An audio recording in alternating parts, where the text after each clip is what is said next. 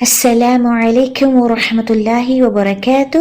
Group قرآن آسان lesson 40۔ آج ہم جزم یا سکون کے بارے میں سیکھیں گے۔ جزم کی یا سکون کی علامت جس حرف کے اوپر ہو اسے ساکن کہتے ہیں۔ جیسا کہ نام سے پتہ چل رہا ہے سکون، تو جس حرف کے اوپر سکون ہو اس کی آواز نہیں آتی، وہ بالکل سکون میں ہو جاتا ہے، ساکن ہو جاتا ہے، چپ ہو جاتا ہے، اس کی کوئی آواز سنائی نہیں دیتی۔ اس حرف کی آواز سننے کے لیے ضروری ہوتا ہے کہ اس حرف سے پہلے زبر، زیر یا پھر پیش میں سے کوئی حرکت لگی ہوئی ہو، تب ہی سکون والے حرف کو پڑھا جا سکتا ہے۔ جیسا کہ ہم نے سیکھا تھا کہ زبر، زیر یا پیش یعنی حرکت والا حرف کیسے ادا ہوتا ہے کہ اس حرف کی مخرج کے جو دو اعضاء ہوتے ہیں وہ جب آپس میں دور ہوتے ہیں تو حرف کی حرکت والی آواز سنائی دیتی ہے، لیکن سکون والی آواز سننے کے لیے حرف کا جو مخرج ہے اس کے دونوں اعضاء کو آپس میں زوردار طریقے سے ٹکرا دیا جاتا ہے، تب اس حرف کی آواز سنائی دیتی ہے۔ یعنی ہم نے ہر حرف کا مخرج سیکھ لیا ہے۔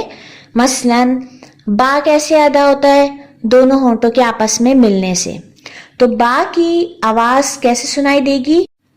جب ہم دونوں ہونٹوں کو آپس میں زور سے ملا دیں گے، دونوں کا ٹکراؤ ہو جائے گا، تب حرف با کی آواز سنائی دے گی۔ دونوں ہونٹوں کو زور سے ٹکرایا جاتا ہے تو با سنائی دے گا۔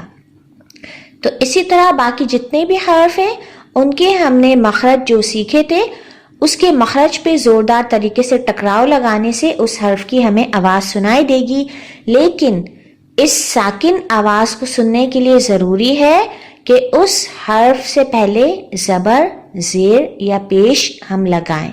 تو آج ہم ہر حرف کو زبر، زیر، پیش کے ساتھ ساکن حالت میں ادا کریں گے۔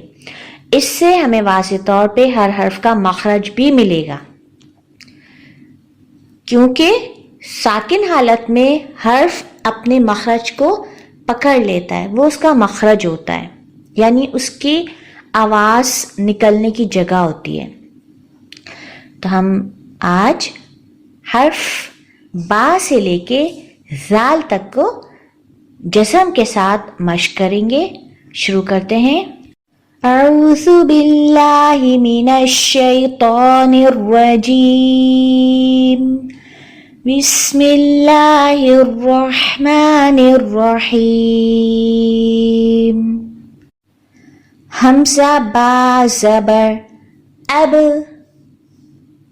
حمزہ با زیر اب، حمزہ با پیش اب، اب، اب، اب۔ یہاں پہ ہم بآسانی محسوس کر سکتے ہیں کہ حمزہ کو ہم نے زبر، زیر اور پیش کے ساتھ لے لیا اور با کو ساکن حالت میں لیا۔ تو حمزہ کے ساتھ جب ہم نے با کے مخرج پہ ایک ٹکراؤ دیا تو با کی واضح ہمیں آواز سنائی دی۔ با جیسا کہ ہم پہلے جان چکے ہیں کہ ایسا حرف ہے جس کو جب ساکن حالت میں ادا کریں تو اس پہ قلقلہ ہوتا ہے۔ قلقلہ یعنی با کی آواز پلٹ کر سنائی دیتی ہے۔ اب، اب، اب، باریک آواز میں با کی آواز پلٹ رہی ہے۔ اب، اب، اب، اب، اب، اب۔ اوب کرنے کے لیے ہم کیا کریں گے؟ حمزہ پیش او، ہونٹوں کو گول کریں گے۔ او کیونکہ پیش کیسے ادا ہوتا ہے؟ ہونٹوں کو گول کرنے سے۔ او، اب با کے مخرج پہ آ جائیں گے، یعنی دونوں ہونٹوں کو آپس میں زور سے ٹکرا دیں۔ اب با کا مخرج ایسا ہے کہ ہم جب دونوں ہونٹوں کو ٹکراتے ہیں تو ساتھ ہی وہ دونوں ہونٹ فوراً سے تھوڑے سے کھل جاتے ہیں۔ اب، اب، اب۔ ٹکراؤ ہوتے ہی ہونٹ جدا ہو گئے۔ با کا مخرج ہی ایسا ہے کہ با کی آواز کب سنائی دے گی؟ جب دونوں ہونٹ آپس میں ٹکرا کے جدا ہو جائیں. اب کیونکہ اگر دونوں ہونٹوں کو ہم ملا کے چھوڑ دیں گے تو باقی آواز غائب ہو جائے گی، جیسے اب یہ باقی آواز واضح نہیں ہو رہی. اس لیے دونوں ہونٹ آپس میں ٹکراتے ہی فوراً سے ہمیں کھولنے ہیں. اب اب اب اب اب اب اب اب اب. اس کے بعد حرف تا کو ہم ساکن حالت میں سیکھیں گے، اور ساکن تا کو ادا کرنے کے لیے ہم ہر ساکن تا سے پہلے حمزہ کو لگا دیں گے زبر، زیر اور پیش کے ساتھ. ایت ایت. یہ آواز کیسے آئے گی؟ حمزہ تا زبر ایت ایت ایت. حمزہ تا زیر ایت ایت ایت. حمزہ تا پیش ات ات ات. تا کا مخرج کیا ہے؟ زبان کی نوک کا اوپر والا حصہ. زبان کی نوک کی جو فوراً اوپر والا حصہ ہے صرف اس کو استعمال کرنا ہے. بہت زیادہ پیچھے اور زبان کے زیادہ حصے کو نہیں لینا. صرف زبان کی نوک کے فوراً اوپر والے حصے کو اوپر کے دو دانتوں کی جڑ کے ساتھ ملانے سے حرف تا ادا ہوتا ہے.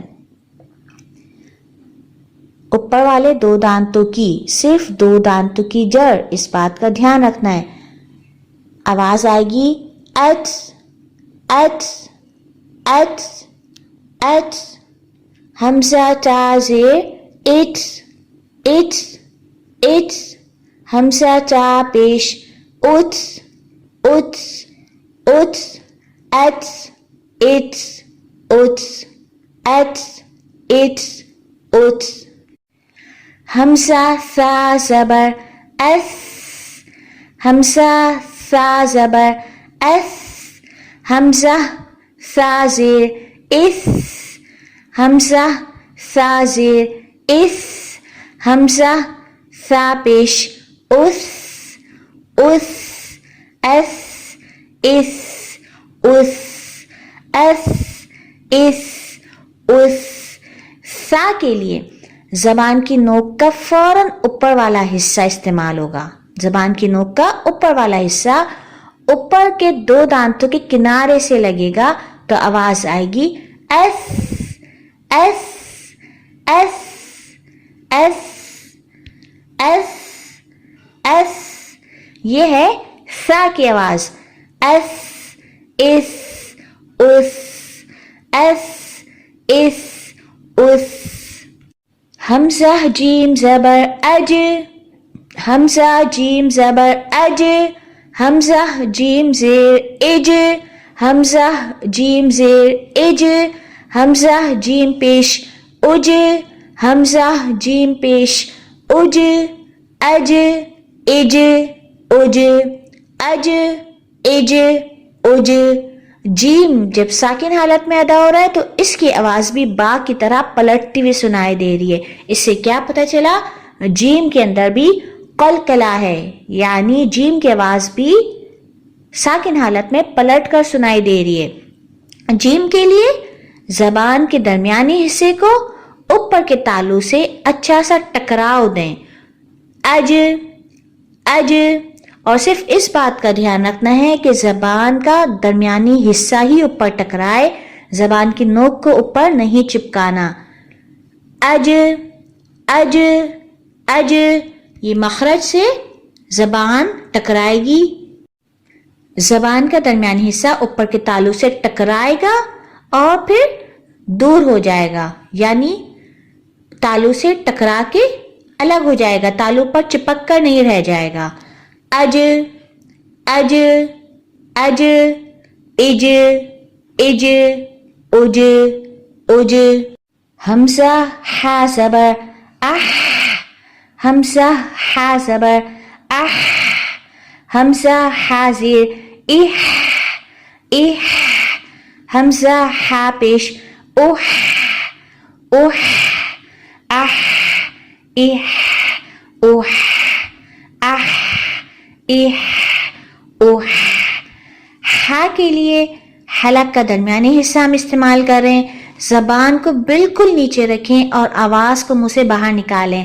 اح اح اح اح اوہ اوہ اح اح اوہ اح اح اوہ. حمزہ خا زبر اخ اخ. حمزہ خا زیر اخ اخ. حمزہ خا پیش اخ اخ اخ اخ اخ.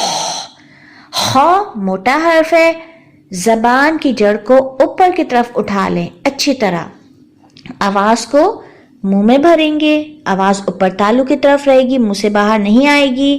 اور حلق کا اوپر والا حصہ خا کا مخرج ہے جس کو ہم ادنا الحلق بھی کہتے ہیں, یعنی حلق کا بالکل اوپر والا حصہ. یہاں سے ہمیں خا کو ادا کرنا ہے. اگر ہم دیکھیں تو ہمیں اپنی زبان کے اوپر ایک کوا لٹکتا ہوا نظر آ رہا ہوتا ہے. اگر ہم منہ کھولیں تو اس کو